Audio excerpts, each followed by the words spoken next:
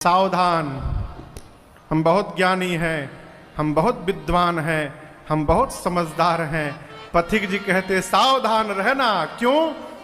कहाँ कब मन बिगड़ जाए, कहाँ कब मन बिगड़ जाए, विचारों का भरोसा क्या। इसलिए नित्य सत्संग की आवश्यकता है। मनुष्य के स्वभाव को महापुरुषों ने, क्षमा करिएगा, कुत्ते की पूंछ बताया है। भैया, मनुष्य का स्वभाव क्या है? कुत्ते की पूंछ। आप बताओ, कुत्ते की पूंछ सीधी होती है कि टेढ़ी? कहिए कहिए। टेढ़ी। कुत्ते की पूंछ टेढ़ी है। सत्संग क्या है? सत्संग पाइप है। हम लोग छोटे थे और जब कलकत्ता से भैया गांव जाते थे दीदी, तो गांव में एक मिठाई मिलती थी, फोफी। पापड़ जैसी होती थी, गोल गोल, लंबी लंबी, पीले रंग की, लाल रंग की और हरे रंग की। तो हम लोग उसको अंगुलियों में लगा लगा के खाते थे। यहां भी मिलता होगा भैया, खाए हैं फोफी? यहां कुछ और नाम होगा उसका।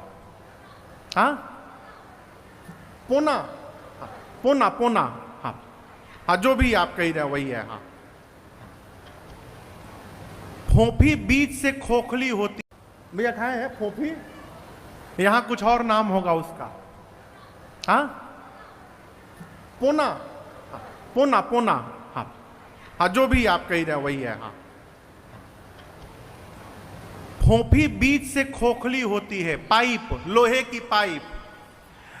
कुत्ते की टेढ़ी पूंछ को लोहे की पाइप में डाल के बांध दीजिए, तो पाइप में गई तो पूंछ टेढ़ी रही कि सीधी? आप बताओ। सीधी हो गई। उसी तरह डाल के पाइप को बांध दीजिए और 12 साल छोड़ दीजिए। 12 साल बाद जैसे आप पाइप निकालेंगे, फिर उसकी पूंछ टेढ़ी हो जाएगी। 12 साल में भी सीधी होने वाली नहीं है। उसी प्रकार माई बाप, मनुष्य का स्वभाव है, टेढ़ा है। जब तक सत्संग की पाइप में गया रहता है, तब तक सीधा बना रहता है, और जैसे सत्संग से दूर हुआ, फिर टेढ़ा हो जाता है। इसलिए सत्संग निरंतर। पथिक जी की रचना है, अरे सदा जो सुसंगति में आते रहेंगे, आएंगे नहीं, आते रहेंगे, वो जीवन को अपने सजाते रहेंगे। क्यों कह रहा हूं? गरुण जी महाराज, भगवान के अत्यंत निकट रहने वाले गरुण जी महाराज, एक दिन उनको भी मोह हो गया और संशय हो गया। आप दर्शन करो, हमारी आपकी क्या गिनती है वो। भगवान युद्ध में नाग पास में बंधे। गरुड़ जी को नारद जी ने कहा कि जाइए, भगवान नाग पास में बंधे हैं रण क्षेत्र में, उनको उस नाग पास के बंधन से गरुड़ जी आप मुक्त करिए। क्यों? गरुड़ सांप को खा लेते हैं। तो कहा नारद जी ने, आप जाइए मुक्त करिए भगवान को। नारद जी आए, भगवान को नाग पास से मुक्त किए, खोल कर गए, स्वयं बंध गए। किसमें बंध गए? मोह में बंध गए, भ्रम में बंध गए। सोचने लगे,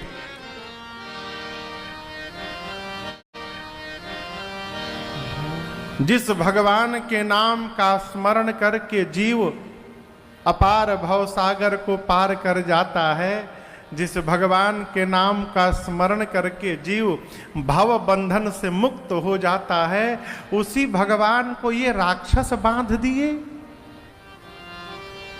भव बंधन ते छूटई, नर जपी जाकर नाम, खरब निशाचर बाधई नाग पास सोई राम। ये वही राम जी हैं, ये असली राम जी नहीं है, दूसरे हैं, बध गए मोह में गरुण जी महाराज।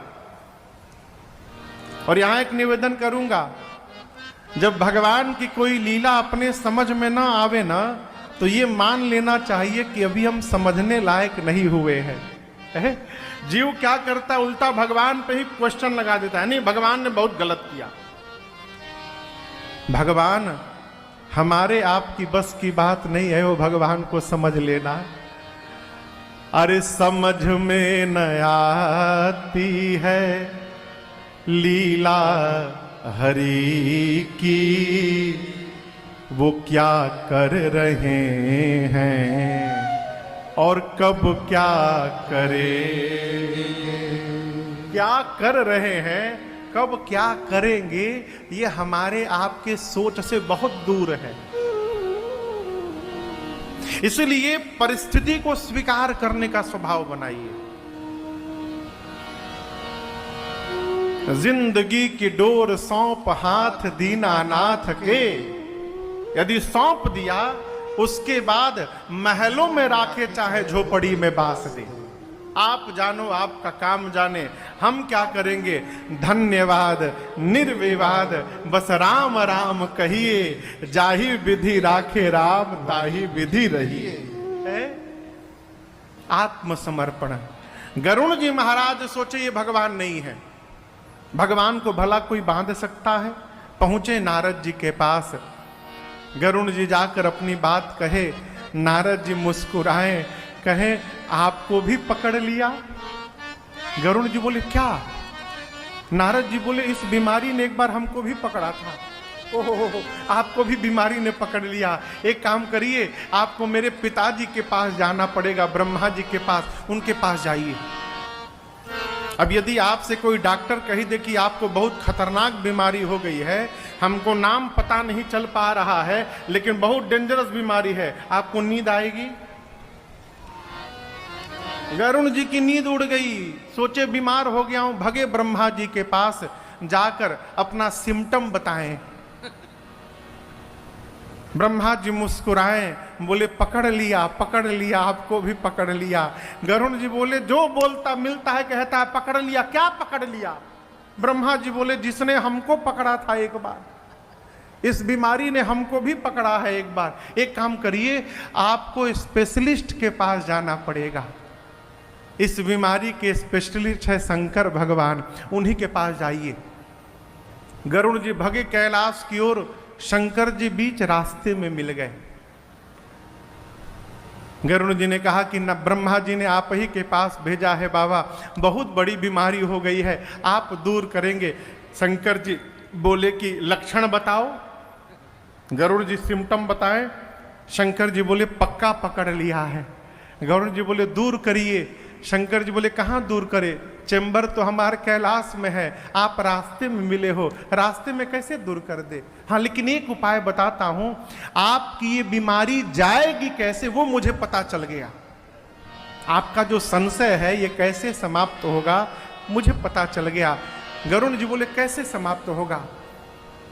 शंकर जी बोले गरुण जी तब ही हो सब संशय भंगा, कब जब बहुकाल करिय सतसंगा।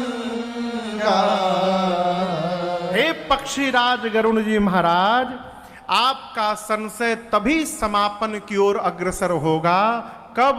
जब एक दो दिन नहीं बहुत काल तक आप निरंतर सत्संग करेंगे तो आपका संशय समाप्त हो जाएगा। अब गरुण जी पड़े परेशान कि प्रभु इतना लंबा सत्संग कहाँ होता है। शंकर जी बोले एक स्थान है जहां दिन रात केवल भगवान की कथा होती है। ऐसे स्थान पर आपको भेज रहा हूं गरुण जी, जहां तजी हरि भजन काज नहीं दूजा, जहां भगवान के भजन को छोड़कर दूसरा कोई काम नहीं है। कहां? नीलगिरी पर्वत जाइए, वहां कागभूषुंडी जी महाराज मिलेंगे। उनका एक ही काम, 27 कल्प से वहां भगवान की कथा गा रहे हैं। आप जाइए वहां उनसे कथा सुनिए, आपका संशय भ्रम समाप्त हो जाएगा। पार्वती मैया ने शंकर जी से पूछा, बाबा आप चाहते तो उसी क्षण गरुण जी का संशय समाप्त कर सकते थे, आपने क्यों नहीं किया? शंकर जी बोले, देवी भगवान के निकट रहने वाले जीव को संशय यदि हो रहा है तो आप समझिएगा वो संशय हुआ नहीं है, जानबूझकर भगवान ने उसको संशय में डाला है। क्यों?